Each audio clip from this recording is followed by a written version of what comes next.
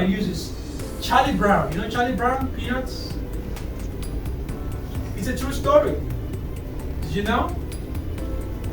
It was a true story. The person that wrote that comics book. He flunked out of school. He had no, he flunked out of everything. Sports, not good. Class, not good. Studying, not good. Everything. But he had one skill, he knew how to draw. And he combined his skill of knowing how to draw to his story of being the upward loser kid. Together, best-selling comics book, probably one of the best of all time. Turning your sadness, turning what you think is weird about you to purpose. That's going to create a long-term solution to any feelings of sadness, feeling down you might be experiencing. And you still feel it from time to time, but when you know your life has meaning, you're doing something that means something to you, and in that process it means something to the world, you always feel valued in yourself. Valued by the world because of what you do. It might not be as popular, as famous as all these examples. You know, who your impact know, who you talk to know. And that's all that matters.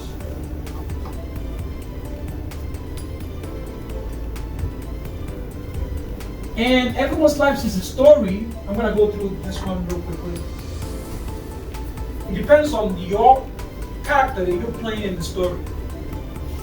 Are you the court jester? Are you the martyr? Are you the victim? Or are you the main character? Because anytime you're the main character in your life, you act in a different way. You feel in control.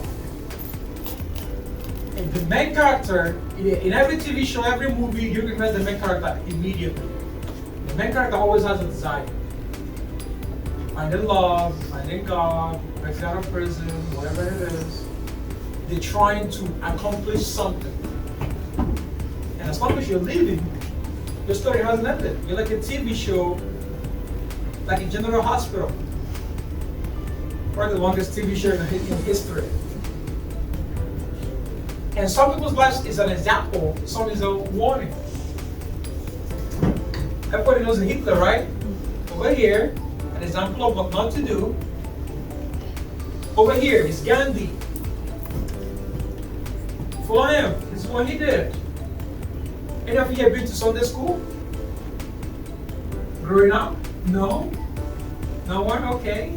Any of you familiar with the story in the Bible, like Joseph, David, Abraham? Yeah? No? No? Okay. Well, if you're not familiar with that, at least you're familiar with this example of the historical figures that shows you both sides of the ledger. People to follow, people not to follow. That gives you a perspective on how you can structure your life. Because if I ask you now, run through to me your last week, the things you did.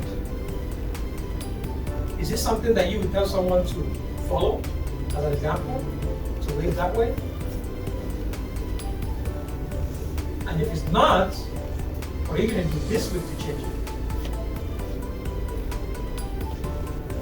Anytime you choose, anytime you want, you can change what you do. Like that.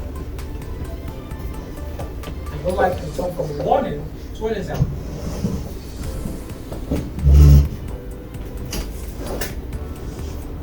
I used to use that with this for exercise. Trauma is not a tattoo, it's a bruise.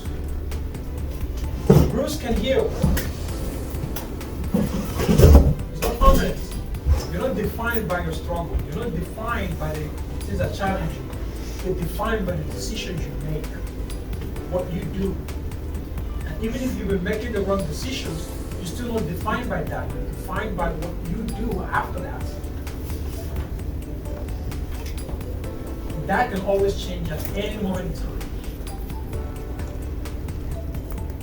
And then last exercise we're done.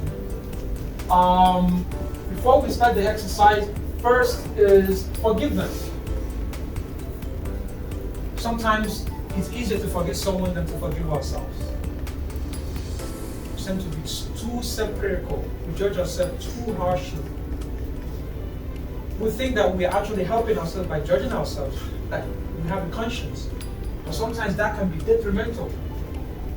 It's like driving with a rear view mirror. How many of you drive? When you drive, do you look at the rear view mirror? Briefly, sometimes you might check to see what's coming behind you. But you don't look. 90% of the time, your eyes is forward, looking at where you're going. But when you're ruminating and you're criticizing yourself, it's like you're driving with a rearview mirror. You're looking at the past. But for some reason, that never stops us from not doing it. Because we have been ingrained so much by self-criticism that by criticizing ourselves, we change what we're not. Because what happens is when you're ruminating is that you miss what's right in front of you. Like that person driving with a rearview mirror, and then you will see what's coming in to crash. What happens is that when you crash, because you're looking at a rearview mirror, you use that immediate crash as an evidence that you are worthless, you're not enough. When in fact, you were not paying attention. And now you're looking at the crash that happened immediately right after that. You crash again. So this is an assessment to bring you to the present. And it's in 3 steps. I call it, they call it habit loops. These are the things that you are aware or not aware of. Awareness is a tricky thing. You might be aware of your bad habits, but you're not fully aware of them. For example, when you're driving, you drive automatically. You don't think about pressing gas or pressing the brake. Your brain already knows to do that. Sometimes when you are in the shower preparing to come to school, your mind is already in school. Thinking about school in the shower. Taking off your clothes, tying your shoes. These are the things you do automatically. When you put your clothes, you didn't even feel how your clothes feel on your body right now because your brain tunes it out. You might feel it right now that I said it. Your brain automatically deletes most of the things going on around you. So you're not aware of it. You have a general idea, but you're not fully aware. So this is to bring your awareness in the present, in the now. And to really understand, maybe for the first time, to see the triggers and what causes your sadness, what you do right after, and the results. Trigger is any moment of sadness you've experienced. Behavior, what you do right after. Results, temporary results and long-term results. For example, mine sometimes I feel anxious about schoolwork. And sometimes when I feel anxious, I just eat. Go on a sugar rush. And then when I go on a sugar rush, a few minutes of distraction from the anxious that I'm feeling from the amount of schoolwork that I have to do. But then I beat myself up. I'm trying to escape. But then I repeat it again.